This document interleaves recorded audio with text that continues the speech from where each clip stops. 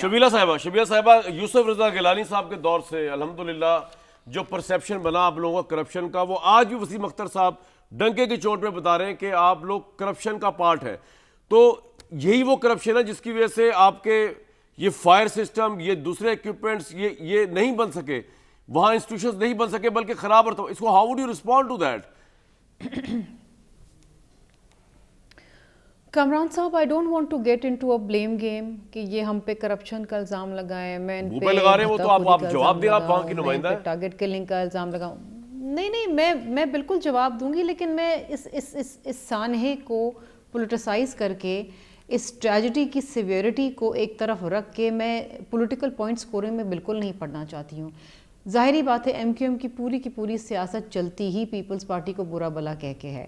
ہمارے ساتھ تو یہ مسلسل سندھ کابینہ میں بیٹھے رہتے تھے، یہ تو ابھی شاید ایک دو ٹرم سے ہیں جو یہ نہیں تھے، ورنہ مسلسل اور جو بیشتر وزارتیں تھیں، یہاں تک کہ صحت کی وزارت، یہاں تک کہ لوکل گورنمنٹ کی، اور مشرف کے دور میں تو لوکل گورنمنٹ کی وزارت بھی تمام کی تمام وزارتیں ان کے پاس تھیں.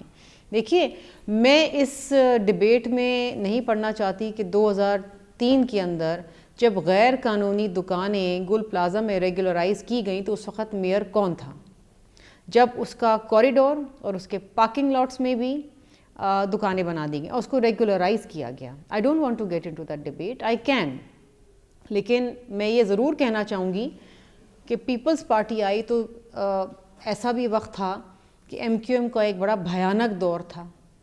ہم نے بلدیہ فیکٹری کا بھی سانحہ دیکھا جو خود جلائی گئی، پھر ڈیلے کی گئی کہ وہاں پر ریسکیو ٹیمیں نہ پہنچے. ہم نے یہ بھی دیکھا ہے کراچی میں، یہ بھی کرمنل نیگلیجنس دیکھی ہے کراچی کے اندر، یہ کرمنل ایکٹ دیکھا ہے کراچی کے اندر.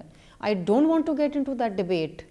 کتنی کرپشن تھی، بوریاں بند لاشیں کتنی ملتی تھیں، کس طریقے سے نالوں کے اندر بوریاں ڈال دی جاتی تھی کہ پانی ڈرین نہ ہو، کس طریقے سے ٹارگٹ کلنگ کے فگرز گنتے تھے ہم شام تک، 17، 18، 20. کوئی دن کراچی میں نہیں گزرتا تھا جب 18 سے کم ٹارگٹ. لیکن اگر ان کے دور میں یہ ہوا تو یہ جسٹیفیکیشن نہیں ہے کہ آج جو کچھ کراچی میں ہو رہا ہے یا 17 سال سے ہو رہا ہے جب آپ. نہیں، میں جسٹیفائی تو کر ہی نہیں رہی نا کامران صاحب، میں جسٹیفائی کہاں کر رہی ہوں. میں تو کراچی کس کرب سے میں نو میں آپ کو یہ بتانے کی کوشش کر رہی ہوں کہ یہ دور، بھیانک دور بھی کراچی نے دیکھا.